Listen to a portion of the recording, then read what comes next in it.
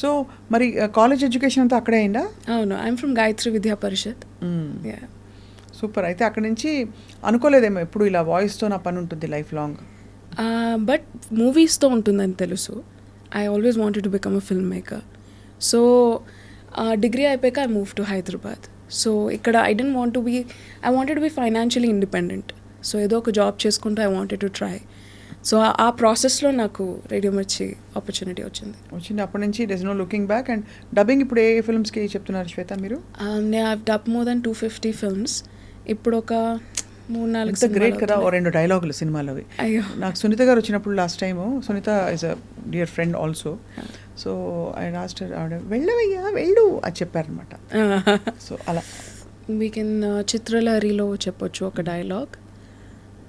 ఈ టైంలో ఒకడు నిద్రపోకుండా మెలకుగా ఉండి నీ గురించి ఇంత ఫీల్ అయ్యి ఇన్ని మెసేజ్లు పెడుతున్నాడంటే he's definitely an alcoholic and he's also a liar. For Nivetha అసలు కళ్ళు మూసుకుంటే బొమ్మ కనిపించకుండా కూడా ఆ సీనే గుర్తొచ్చేలాగా ఉందన్నమాట. అంత దగ్గరికి వెళ్ళిపోయాను స్క్రీన్కి. మనిద్దరి మధ్యలో ప్రేమ ఎందుకని ప్రేమని పక్కన పెట్టేశా. అలా ఒకటి. ఎప్పుడైనా కార్టూన్ డబ్బింగ్ చెప్పారా? కార్టూన్ చోటా భీమ్ లాంటివి? లేదు. దేఖో దేఖో ఓ హే చోటా భీమ్ అలాంటివన్నీ చెప్పారా లేదా? నాకు చెప్పాలనుంది, బట్ అవన్నీ ముంబైలో అయిపోతాయి, ముంబైలో కానీ చెన్నైలో కానీ. So I tried approaching because आपकी हिंदी भी काफी साफ है अभी जो आपने. I do a lot of documentaries for Hindi also. Hindi documentaries chesanu.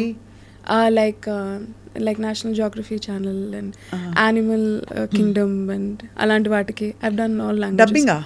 Yeah, voice I've voiced. Abhi dekho शेर अभी चल रहा है. शेर अभी चल रहा है. पानी के लिए ढूंढ रहा है. अब्बा అవి ఉస్కా బచ్చా లైక్ యూనో ఎగ్జాక్ట్లీ రన్నింగ్లో ఉన్నప్పుడు చెప్తాం కదా. So that kind I've done. Book reading I've done. నా ఆడియో బుక్స్ ఉన్నాయి, హిందీలో చేశాను audio books. I've done in English, I've done in Telugu. So ఎలా పడతారు జనం మిమ్మల్ని? అంటే now you're all over Insta and you know ఈ వాయిస్ సర్క్యూట్లో you're well known as an RJ as well as people looking for a particular voice కోసం వెతికే వాళ్ళకి దొరికిపోతారు. బట్ అదర్వైజ్ ఎలా పడతారు on a daily basis? Randomly people just call. For advertisements, one thing is word of mouth works really great in the industry. Goodwill, like for example, ఈ అమ్మాయికి పనిస్తే చేస్తుంది అనే ఒక ధైర్యం వస్తుంది కదా. సో ఒకసారి ఆ ధైర్యం వచ్చాక same production house will continue working with you. So అలా నాకు ఆపర్చునిటీస్ కంటిన్యూ అయ్యాయి, రాదర్ దాన్ కొత్తవి వచ్చే స్కోప్ కూడా లేకుండా. Like who ever I've been working with them for like 3 to 4 years over a stretch. So dubbing యూనియన్లో కూడా ఇన్ఛార్జెస్తో ద్వారా they get my number, they talk to me. Even directors కూడా చాలాసార్లు ఇప్పుడు సినిమాలకి చెప్తున్నాం కదా. సో సినిమాల్లో కూడా చాలామంది లేదు శ్వేత కావాలి అని పర్టికులర్గా directors take my number and they give a call. So that also happens. So this also happens. Instagram happens, email happens.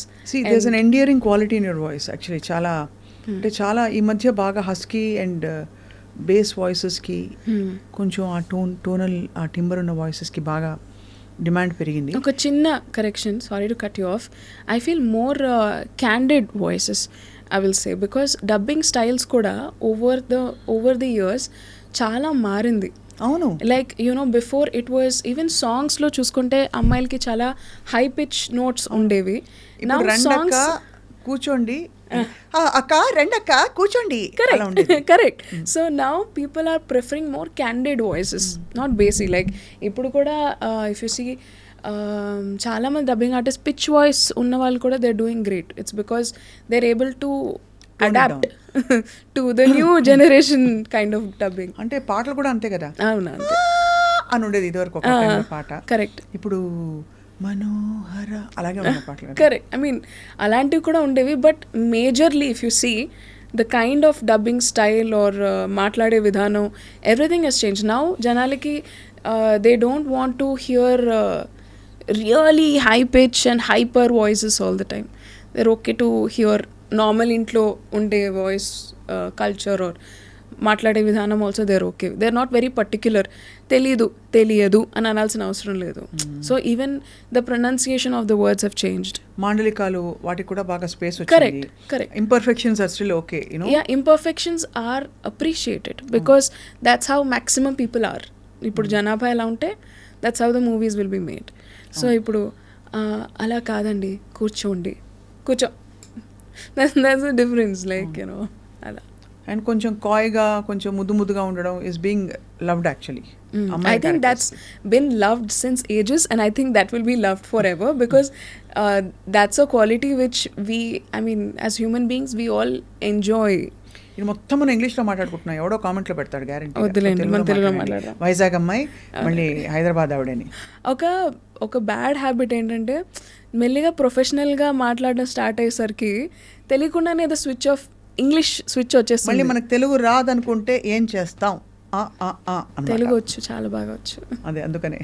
So Telugu వచ్చు, ఐ నో ఆఫ్ కోర్స్ మీ తెలుగు చాలా బాగుంది, నాకు కూడా తెలుగు వచ్చాను అందరికీ తెలుసు, కానీ అయినా కూడా. కానీ ఇందులో I want to add one thing. చిన్నప్పుడు స్కూల్లో కూడా కొంచెం తెలుగు మాట్లాడినా క్లాస్లో నించోబెట్టి కొట్టేసేవారు కదా. సో తెలియకుండానే మనం ఎక్కడైనా ప్రొఫెషనల్గా మాట్లాడుతున్నప్పుడు ఒక స్విచ్ మెంటలీ వచ్చేస్తుంది. అవును.